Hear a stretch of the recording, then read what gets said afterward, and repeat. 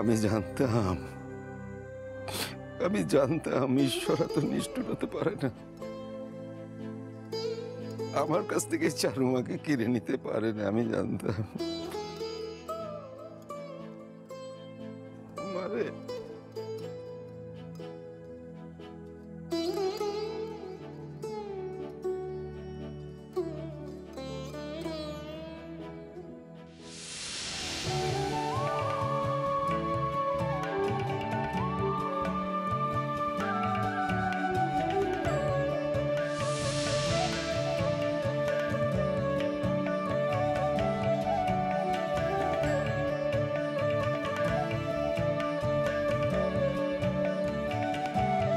বাবা,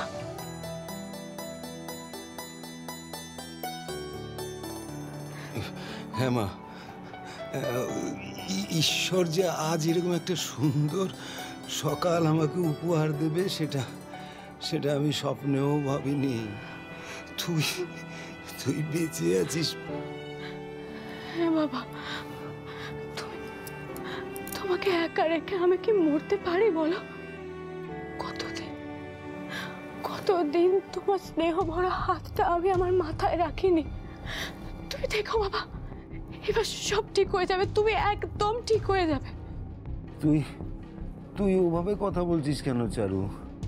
তোর চোখে কি হয়েছে? আমি তোমায় সব পরে বলবো বাবা, আগে তুমি বলো তুমি কেমন আছো, তোমার কষ্ট হচ্ছে না তো? আমি ভালো আছি, আগে তুই বল তোর চোখে কি হয়েছে? বাবা বাবা আমি আর চোখে দেখতে পাই না।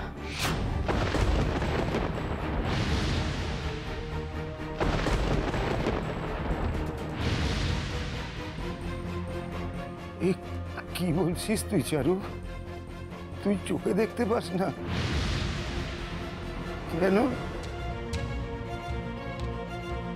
সেটা জানতে হলে আপনাকে একটা পুরো ইতিহাস শুনতে হবে মেসোমশাই।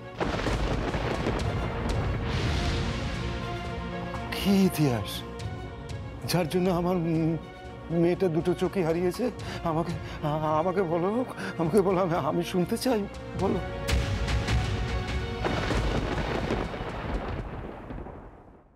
দাদা ভাই, বলছি কোথায় যাচ্ছিস? থানায়। একা যাবি? আমিও যাই। তুই যাবি? হ্যাঁ চল। ওকে। অংশু, বলছি তোমরা কোথায় যাচ্ছ? আমরা থানায় যাচ্ছি অ্যাকচুয়ালি। কিন্তু তোমার সঙ্গে তো আমরা অফিসে ডিলটা নিয়ে বসার কথা ছিল। সিরিয়াসলি চারু, আপনি এই সময় বাবার কথা ভুলে গিয়ে অফিসে যাওয়ার কথা বলছেন? না না দাদা ভাই, বলছি এতে বৌদিমণির কোনো দোষ নেই। আসলে আমি বলেছিলাম বৌদিমণিকে মনে করাতে। বলছি শোনো না বৌদিমণি, তুমি একটু অফিসে গিয়ে কুণ্ডুবাবুর সাথে বসে যাও ডিলটা নিয়ে, ওকে?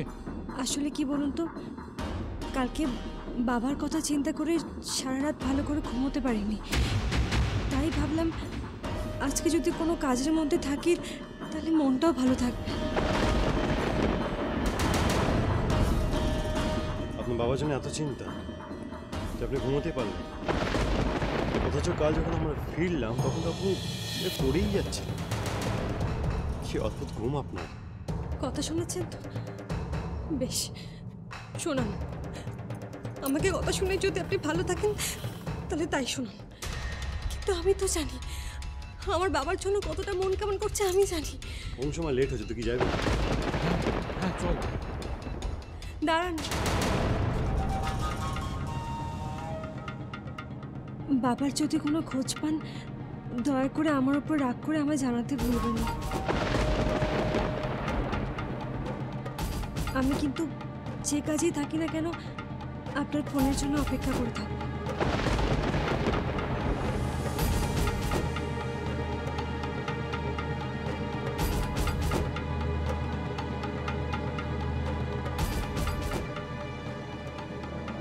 আমায় রাগ দেখাচ্ছেন তো?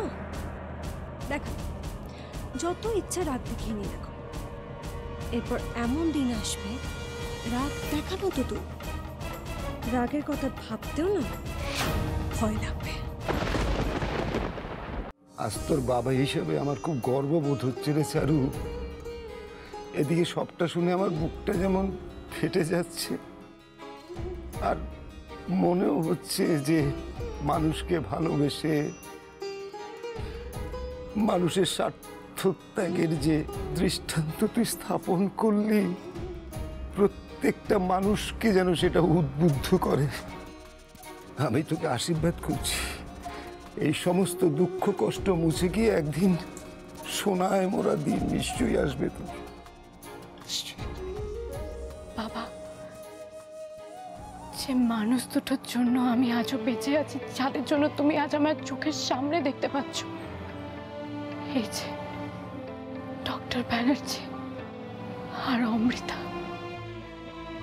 ওরা শুধু আমার প্রাণে বাঁচায়নি, আমায় নতুন করে বাঁচতে শিখিয়েছে।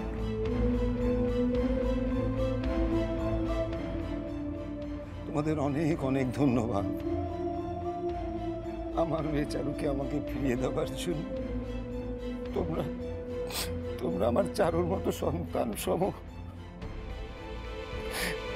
আশীর্বাদ করি তোমরা ভালো থেকো, ভগবান তোমাদের মঙ্গল করুক। আমাদের খুব আনন্দ হচ্ছে আপনাকে আর চারুকে একসাথে দেখতে পেয়ে। দেখবেন এবার আপনি পুরোপুরি ভালো হয়ে যাবেন। ভালো তো আমাকে হতেই হবে মা, এই তো চারু আমার সঙ্গে আছে।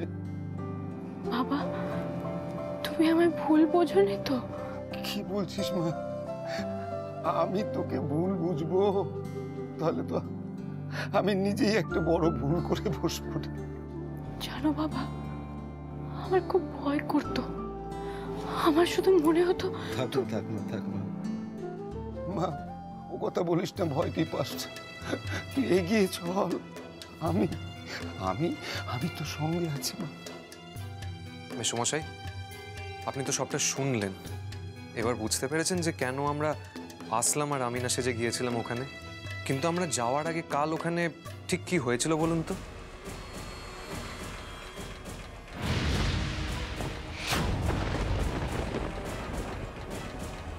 মদন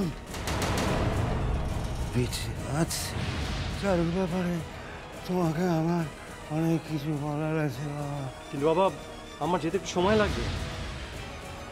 দাও ঠিক করে দাও। না, কিছুই না।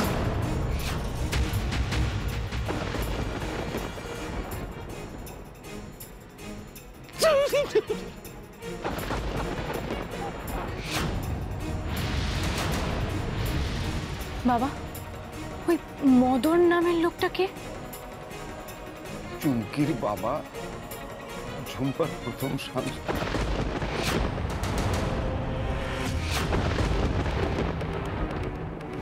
উনি বেঁচে আছেন? হ্যাঁ মা,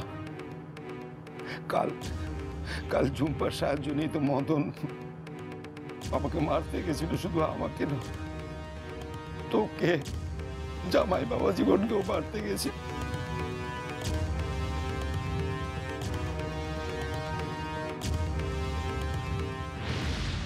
তোমার এই আর্য বাবা জীবনকে আমি মারতে গিয়েছিলাম।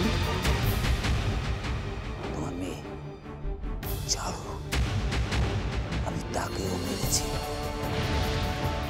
শুধু তাই নয় চারু, ওই মদন তোর মাকেও খুন করেছে।